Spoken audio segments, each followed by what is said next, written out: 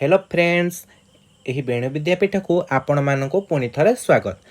आज आम पार्ट 2 आउ थे आरंभ करवा 7 नंबर प्रश्न रु। मेघस्य पुरः कथं जक्ष अंतर्बाष्प स्मित।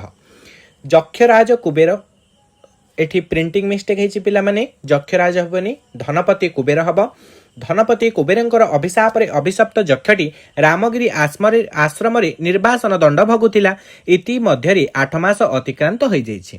प्रिया विरह अनल दग्धीभूत हो आसी वर्षा राणी। वर्षा काल होइछि विरही और विरहिणींकर पई काम उद्दीपक। प्राचीन शास्त्र मानकरे वर्णना अछि जे एही वर्षा ऋतुरे समस्त काम भाव बहुगुणित होई उठे। प्रेमिक प्रेमिका मिलन आकांक्षारे उद्वेलित होई उठंती। तेणु एही वर्षा समय प्रियार आलिंगन कामना करी विदेश रे थिबा प्रेषित भर्तुका नायिका मानकर पति माने फेरी आसंती। किंतु जक्ष थिला अभिशप्त। ए वर्ष पूरण न हेबा पर्यंत 1 वर्ष पूरण न हेबा पर्यंत से निज प्रिया पाखक फेरी पारिब नहीं। तेणु तार प्रिया सहित मिलन असंभव। एही कथा को चिंता करी तार चक्षु जुगल सिक्त हो जाइछि दुखाश्रुर गलन रे। किंतु अभिशाप वशतः से निज छाती को पथर करी भितरे दुख को चापी रखी सबकिछि सही जाइछि। साधारणतः व्यक्ति परि से ही लोकको निगाड़ी हृदयर कोह को चापी रखी अंतर्वेदना अनुभव करिछि। जक्षर एही मर्म वेदनार बा कौन विचित्रता थाई पारे। कारण आकाश रे नव बारिदर अर्थात मेघ, नव बारिदर अर्थात मेघ संदर्शन रे साधारण सस्त्रीक जनर जो मानकर स्त्री रही अछि हृदय रे मध्य काम भाव प्रबल होई थाए। जो मानकर स्त्री रही अछि से मानकर काम भावना रहिब, एटा तो समान निश्चित कथा। किंतु जे जक्ष भली प्रिया विरही सेही विरह विधुरा व्यक्तिर मर्म वेदना जे केते अधिक ताहा सहजरे अनुमेय।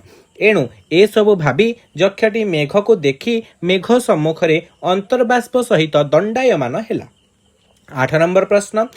मेघालोके भवति सुखिनो प्यन्यथा वृत्ति चेतः इति उक्ते यथार्थ्यं किम। प्राणी मानकर पाई वर्षा काल हेउछि कामोद्दीपक। एही समय सृष्टि और बीजांकुरर समय। बीजांकुर अर्थात वृक्ष अंकुरित हेबार समय। कुहाजे एही वर्षा काल रे प्रियार सामीप्य इच्छा करी विदेश जाइथिबा पति माने निज गृह को फेरी आसंती। फल रे प्रेषित भर्तुकार काम बाधा दूरीभूत होइथे।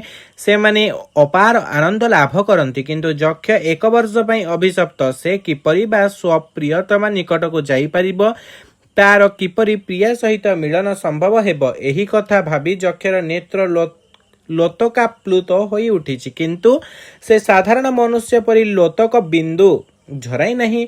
मनर कोह मनरे चापी रखी अंतर्वेदना अनुभव करिछे। जक्षर एपरी मर्म वेदना अत्यंत साधारण। एथिरे कौनसी वैचित्र्य नहीं। कामोद्दीपक निजर जलद को देखिले स्त्री समीपरे थिले मध्य सुखी व्यक्तिर मन विचलित होई उठे। आउ जो व्यक्ति निजर प्रिया ठारू दूर रे थाए तार दुख बा कौन कहिबा, से अधिक मर्म वेदना अनुभव करुथिब, एथिरे तिले हेले संदेह नहीं। तेणु कवि यथार्थरे कहिसेंती मेघालोके भवति सुखिनो प्यन्यथा वृत्ति चेतः। तापर प्रश्न। किम इच्छन् जक्षः किंच कृत्वा मेघाय स्वागत वचनं व्यजहार। आषाढ़ मास परे धरापृष्ठरे ऋतुचक्रर परिवर्तन क्रमे श्रावण मासर शुभागमन होइछि। धारा श्रावण मासरे कांता विरही जक्ष प्रिया निकट को स्वकुशल वार्ता प्रेरण करने को स्थिर करिछि। एही वर्षा ऋतु स्वाभाविक विरही और विरहिणींकर पक्षे एक कष्टदायक समय। उभयंकर सान्निध्य कामना करंती। ठीक एही दशा घटिछि जक्षठारे। तेणु से जक्ष प्रिया निकट को कुशल वार्ता प्रेरण करने को स्थिर करिछि। कारण एही कुशल वार्ता सुनी तार प्रियतमार वेदनासिक्त हृदय रे आनंदर लहरी देखा जीव। जक्ष मेघ को प्रथम दर्शन रे प्रस्फुटित गिरिमल्लिका बा कुटज पुष्पर पुष्पांजलि अर्घ्य प्रदान करी स्वागत करिछन्ति। निजे आनंद विभोर होई गदगद कंठरी मेघ को भूयसी प्रशंसा करिबारे तत्पर होई उठिछन्ति। एहिपरि कार्य मेघ को सौंदर्य प्रदर्शन करिबा संगे संगे आतिथ्य प्रदान करिछि। महाकवि कालिदास यक्ष द्वारा मेघ को स्वागत करिबा छळरी आतिथ्य शिष्टाचार और सौजन्यर परिचय प्रदान करिअछन्ति। 10 नंबर प्रश्न यक्ष किमर्थम अचेतनं मेघम दूत भावेन नियुक्तवान। इंपोर्टेंट प्रश्न रामगिरी पर्वत रे अवस्थान करुथिबा विरही यक्ष विरह व्यथित होइथिबारु मानसिक भारसाम्य हराइथिला। तेणु चेतन एवं अचेतन मध्य पार्थक्य निरूपण करिबा सामर्थ्य तार नथिला। श्रावण मास निकट होई जाइथिबारु से किपरि संदेश पठाई प्रिय पत्नीर जीवन रक्षा करिब सेही कथा सर्वदा चिंता करुथिला। एही समय रे से आकाश रे भासमान मेघमंडल को देखिला। तेणु से मेघ द्वारा संदेश पठाइबा को चिंता करी मेघ को अनुरोध कला। एठारे तुमे पिले प्रथमे जेतबेले चेतन और अचेतन मध्य पार्थक्य निरूपण करि पारि नहीं लेखा जाय अछि सेही निकट रे लिखितब श्लोकटी जोटा तुमको इंपोर्टेंट कहितली। कामार्ता ही प्रकृति को प्राण चेतना चेतनेषु सेही श्लोकटी को पूरा लिखिदेले भल मार्क पाइब। तेबे तापर प्रश्न को जीवा 11 नंबर प्रश्न कौन कामार्ता ही प्रकृति को प्राण चेतना चेतनेषु उक्ति ही तात्पर्य लिखत। एही उक्तिटी एटा मध्ये इंपोर्टेंट। एही उक्तिटी मेघदूतम नामक गीतिकाव्यर पूर्व मेघर समानित प्रिया विरहित अभिशप्त यक्ष निर्जीव जलधर को दूत करिबा प्रसंग कुहा जायछि जे काम बाण विद्ध कामुक मानी हिताहित ज्ञान शून्य होई जानती। कारण शास्त्र अनुसार कामदेवंकर पंचस्वर मध्य उन्मादन एवं सम्मोहन सर्वश्रेष्ठ। एहार प्रभाव रे प्राणी सर्वदा उन्मादित तथा सम्मोहित होइथाय।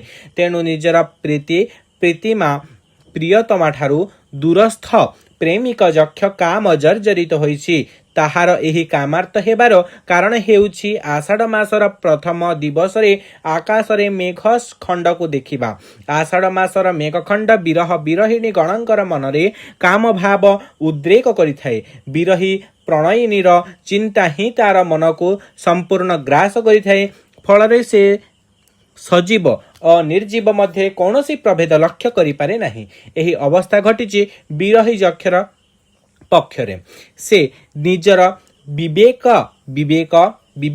शक्ति हराई बसिछि। एणु अचेतन मेघ को मध्य दूत करी स्वप्रियतम निकट को पठाइबा को स्थिर करिबारे पछाई नहीं। एणु महाकविंकर यथार्थ उक्ति कामार्ता ही प्रकृति को प्राण चेतना चेतनेषु। मेघस्य दौत्यकरणे गुह्यक कथं मतिं धत्ते। एटा गोटे इंपोर्टेंट क्वेश्चन। यार अर्थ कौन पिले ना मेघस्य दौत्यकरणे गुह्यक कथं मतिं धत्ते। यार आंसरटा कौन हम ना मेघ को कौन पे आम दूत रूप में पठा माने दूत रूप में प्रेरण करा जायछि। तार जो लॉन्ग क्वेश्चन आम पढ़िथिले ताहार शॉर्टली भेरी शॉर्टली कुहा जिवो कौन मेघ एक निर्जीव वस्तु। कारण यह धूम ज्योति जल और वायुर समाहार। धूम ज्योति सलिल मरुत जो श्लोक थिला धूम ज्योति सलिल मरुत सन्निपात क्व मेघ संदेशार्थक कपटकर्णे प्राणिभिः प्राणनीयः इत्येस्तुक्यद परिगणयन् गृह्यकस्तङ्गे आचे कामार्ता हि प्रकृतिकृपणा चेतना चेतनेषु। एठी मध्य से श्लोक को आड करि परिबो भल मार्क देबे। तो तापरे कौन कहला एणु वार्ता प्रेरण करिबा सर्वथा असंभव जेहेतु केवल सजीव प्राणी माने ही संवाद प्रेरण कार्य संपादन करिपारे समर्थ होइथांती। परंतु कामातुर यक्ष दीर्घ 8 मास धरि स्वप्रिया विरहरे उत्कंठित होई उठिथिला। से कर्तव्य विचार करिबारे सर्वदा भारसाम्य थिबा तारतम्य बुझी पारि नथिला। एहाकु से चिंता न करी कामातुर होई पड़िथिला। साधारणतः कामार्थ व्यक्ति माने चेतन और अचेतनर विचार करती नहीं। एणु कुहा जाइअछि जे कामार्ता ही प्रकृति कुपणा चेतना चेतनेषु। एणु कामातुर यक्ष मेघ को दूत करिबारे स्वबुद्धि को निष्ठ करिथिला।